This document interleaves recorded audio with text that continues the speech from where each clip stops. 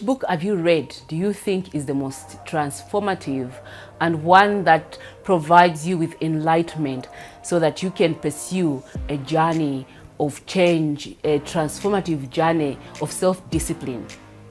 Well, today I want to introduce you to Robin Sharma's The Monk Who Sold His Ferrari. This is the book that I'm reviewing. Let me just get it from my bookshelf.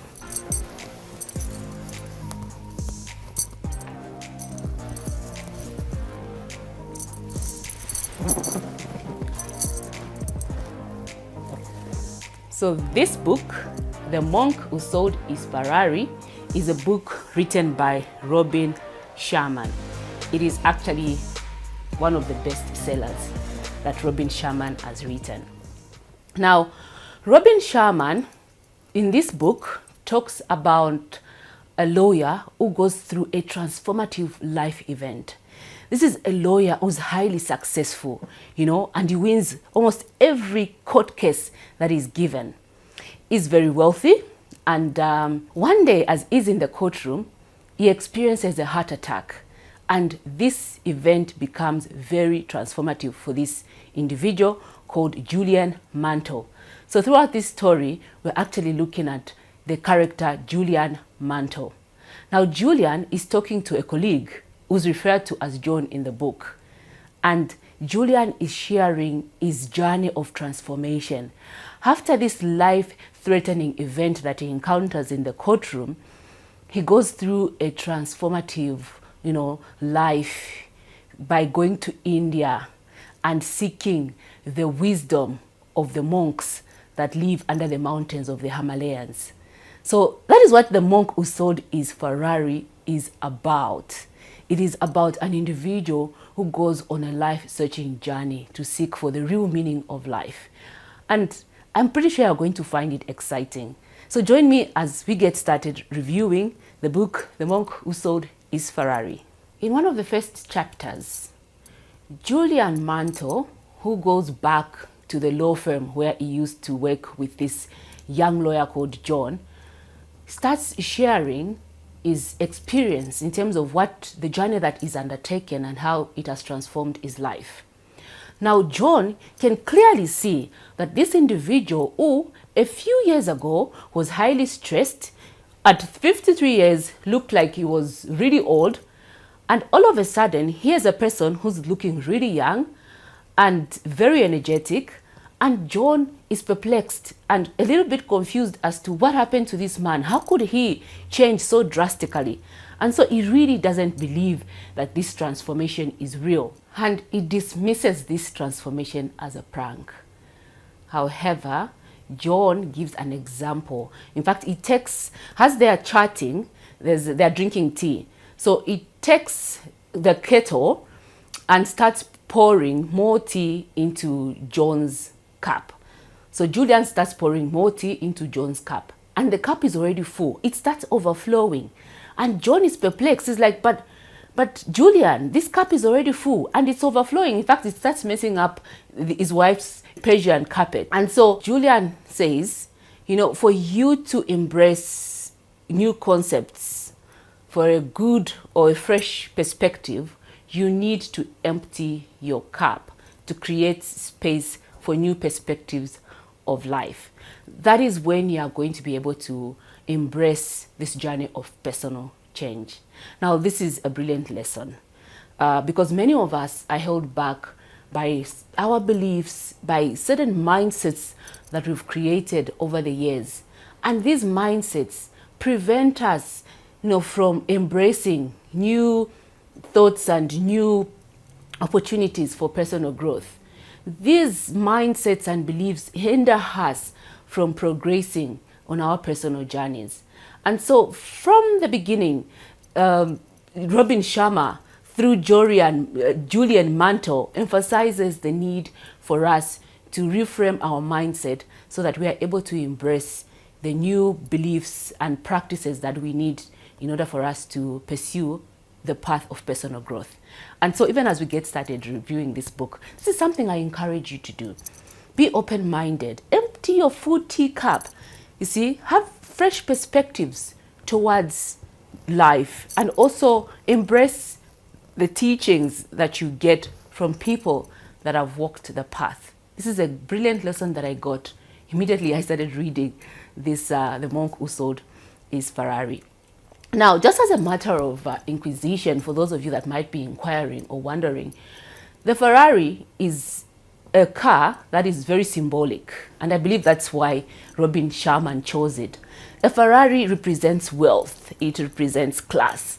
And so this lawyer, highly successful lawyer, had to sell his Ferrari to become a monk. Now, monks, normally famous in the Eastern world, right? We've been told, are humble and down to earth. They live very basic life. They're not extravagant. Now imagine this high-class lawyer, very wealthy, transforming his life from this wealthy person into a humble monk who lives on the basics. And that's what this book really is about. That's the center of The Monk Who Sold His Ferrari. So having reset your mind, now you are open to take on new ideas. The second lesson I got from this book is that the mind is like a garden and we have to nurture it if we are going to get the benefit from it, so that we avoid any negativity from coming into our mind. So there's an example of a garden. If you are a gardener, if you are a farmer, you know that you need to remove toxins from your garden in order for your vegetables, for your flowers to thrive. You have to remove the toxins. You can't just allow anything to get into the soil on which you've planted your garden. So just as the gardener guards against toxic waste in his garden, we should also guard our minds from negativity and worries. We need to be able to control our thoughts and focus on positive things, positive events, and let go of past worries and negativity or negative things that happened to us in the past, and embrace positive thoughts and positive futures and possibilities. We need to be able to have the ability to choose our thoughts, what goes into our minds, and by so doing, we are going to be able to transform our lives because we retain the power within ourselves. Further on in the book, Julian Mantle introduces the lighthouse. Now, for those of you that know the lighthouse, it is normally found along the sea or the ocean, and it's meant to guide ships to navigate through the oceans so that they are safe and arrive at their destination safely. The lighthouse represents us being clear about our directions, purposes, and actions that we need to take, as well as our goals that we need to take in order for us to achieve our life goals or to reach the destination that we've planned for ourselves. The lesson from the lighthouse is that we need to know where we are going, what we want, when we want it. When we know what we want emotionally, physically, spiritually, we have a guide, a point of reference for our actions and anything that we do as we take this journey towards achieving our goals. Without this lighthouse, without a clear direction, it becomes really hard for us to assess whether we are actually on track to achieving our goals. So that is what this lesson introduces us to in terms of the lighthouse and creating a purpose for your life. What is your destination? So that it's able to guide you through decisions as you undertake this life. We come to a chapter on the ancient art of self-leadership.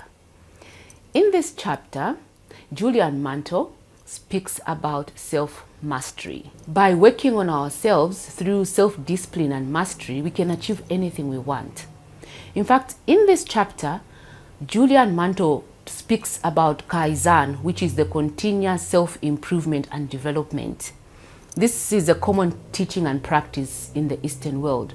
And so through this practice, the more you master or gain self-mastery of your skills and competences, you become a much better person that is able to achieve what you've set out to achieve for yourself. So the key lesson here is we need to find time and invest time in improving areas of our lives that are going to help us become better people. So it could be activities such as being, physically fit, through exercise, having peace of mind, in nourishing your mental health through regular reading, having some kind of entertainment once in a while, hanging out with friends and family, and all areas that are going to help you on your journey to self-mastery as well as a fulfilling life. And in this book, there's a lot of talk about the power of discipline. You need to have the willpower to achieve what you've set out to achieve. Your most important commodity. So Julian Mantle talks about time management and that time is your most important commodity. Julian emphasizes that time is a non-renewable resource or commodity. You cannot create more time. And that those who use time wisely live more rewarding and more fulfilling lives. So time management in this book refers to you not being a workaholic, but planning your time around critical life essentials. And so you need to know that time is non-renewable, and focus on ensuring that you spend it on the most efficient and effective areas of your life. Family, friends, work, also becoming much more efficient with your work. And so the key lesson I got here is that, time management is extremely important for you to be much more fulfilled. Those people that don't know how to use time are extremely stressed, and as a result might not be on track to actually utilizing this commodity well to attaining their goals. The ultimate purpose of life is to give oneself to others and not be self-centered. And this lesson is very clear from the monk who sold his Ferrari, and that the key purpose of life should be to serve others and not ourselves. In this regard, there's emphasis on all of us being selfless, being kind to each other, and focusing on a higher level of view of connectedness with other people. So it's not about myself, but how can I be of service to others? And this gives meaning to your life. And it's so true, isn't it? Look at those people that are selfless and giving. They are much more fulfilled and much more happy. Those people that are selfish are extremely stressed and really are not that happy, and they've got an outward appearance of happiness which is not from within. It doesn't stem from within. And so the lesson I got from this chapter is being selfless, being kind to others, and to continue doing so, giving freely. So what is the secret to happiness? When Julian Mantle seeks out or quits being this high-profile lawyer, is seeking for the secret of happiness. Does he find it? In the last chapter, Julian Mantle reveals the timeless secret to lifelong happiness. And it's quite simple. The secret to lifelong happiness is to live in the present and cherish present moments. Now, while setting goals and having an aim for your life, a direction for your life is extremely important, it should not override your joy of living in the present. You need to live in the now and enjoy life as it is right now. In this last chapter, Julian reveals how he felt when he lost his child in death, and that he regrets not having spent as much time with his child as he should have. And so the lesson that I drew from here is, for those of us with children, we need to find time to spend with our children and our families as well, because that is the center of true happiness. So don't regret you not spending time with your family or with your children because you are too busy trying to make it out there, or trying to be the successful lawyer, successful doctor, successful engineer, successful accountant. Rather, treasure little moments, because that is the center of happiness, true happiness. Overall, The Monk Who Sold His Ferrari is a book that truly is transformative. And if you read this book with an open mind and embrace the lessons and the stories that you get from this book, apply them to your life, I do believe you are going to transform your life. You are going to be much more humble. And in as much as you are on track or wanting to achieve a rich life, a high-class life with driving wheels and Ferraris and all of that. At the end of the day, you realize that the joys of life are very basic. They lie in the little things.